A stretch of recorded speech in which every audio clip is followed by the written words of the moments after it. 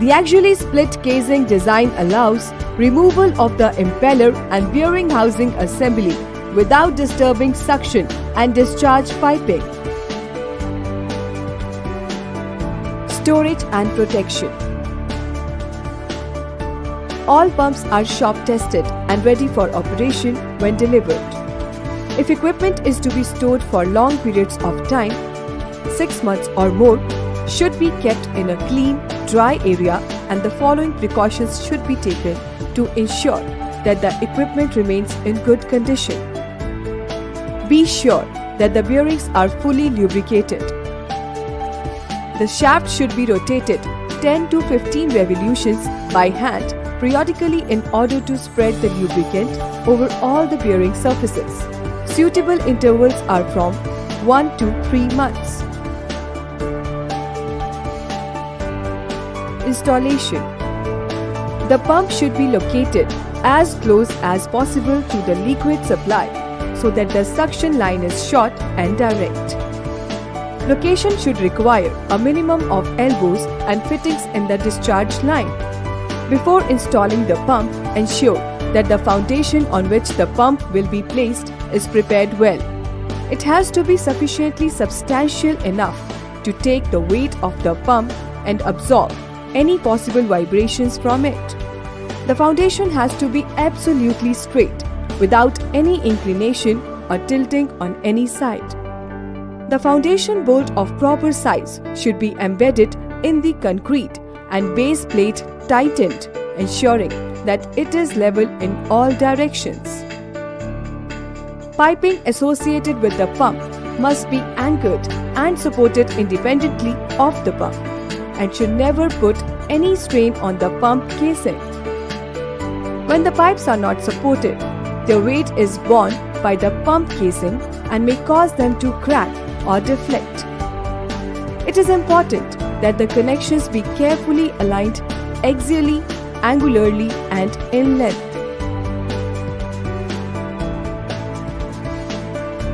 Suction piping in case of static suction lift condition, negative suction. The piping run and the connection fittings should be properly aligned and supported separately. The elbow should be of long radius type. All suction piping must be airtight. The suction pipe should be sized to ensure the liquid velocity of not more than 2 meters per second. All suction pipes should have a continuous rise to the pump suction inlet. 6 mm per 100 mm slope is recommended. The recommended suction pipe size should be at least 1 commercial size larger than opening of the pump inlet. No isolation valve is recommended. There should be a tapping provided for installing a vacuum gauge in suction line.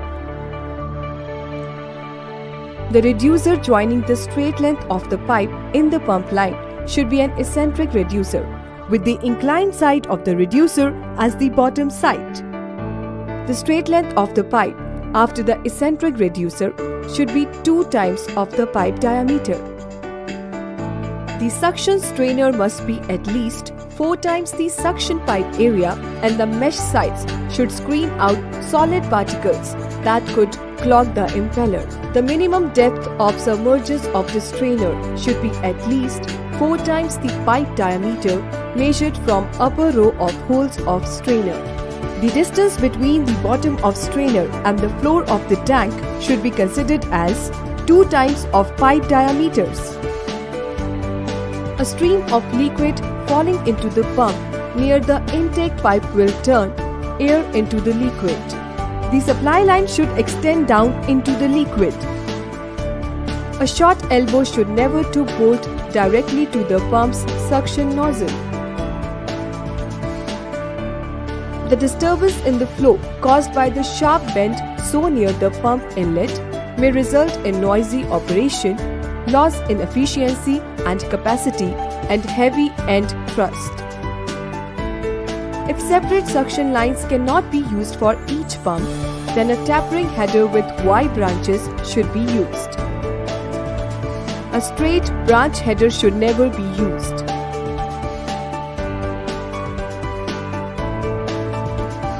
Suction piping in case of flooded suction condition. Positive suction. In case the water is being supplied to the suction through gravity, example, an overhead tank, a slightly different setup is needed. The elbow should be of standard type or of the long radius type. Isolation valve should be provided in suction line. The pipe supplying from the tank into the pump should have a descending inclination. The straight run of the piping leading to the pump suction nozzle should be at least 3 times to 6 times the diameter of the pipe from the upstream elbow.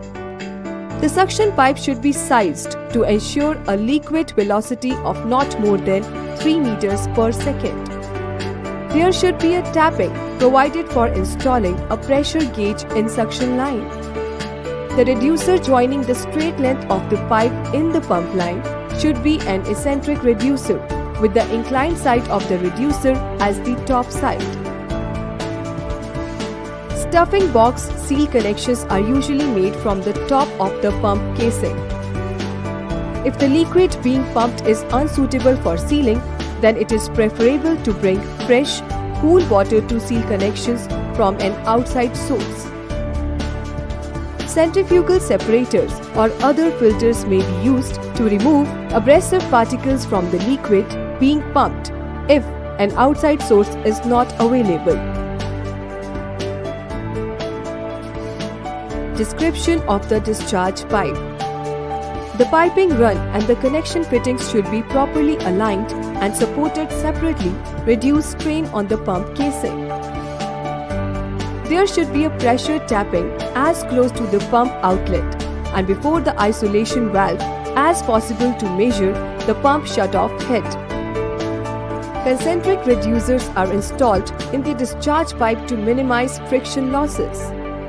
The check valve used in the discharge should be of non-slam type to prevent reverse flow and protects the pump from excessive back pressure. The isolation valve is provided downstream of the check valve so that these can be taken up for maintenance, priming and starting whenever required. The recommended discharge pipe size should be at least one commercial size larger than the opening of the pump outlet. The number of fittings and size changes should be minimum to prevent fluid friction losses. Expansion joints may be used only after a careful piping analysis, especially when the discharge pressures are on the higher side.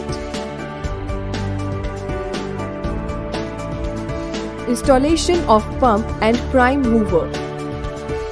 The pump and motor unit needs to be fitted firmly onto the base frame using nuts and bolts before fitting in any pipes. It is essential to confirm the distance between the shaft ends. In the subsequent step, the pump and motor are aligned to the final tolerance using a reverse dial gauge or a laser alignment tool. After the alignment is completed, the piping associated with pump should be bolted. Once this is completed, the alignment should be rechecked and similar readings should be obtained. If this is not the case, then the piping should be investigated and suitable corrections should be made. If this is left unattended, it can cause stress on the pump casing.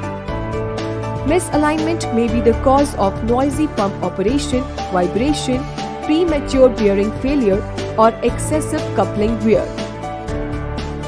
Once the pump and motor have been coupled, test the movement manually by rotating it by hand to see if it is rotating smoothly.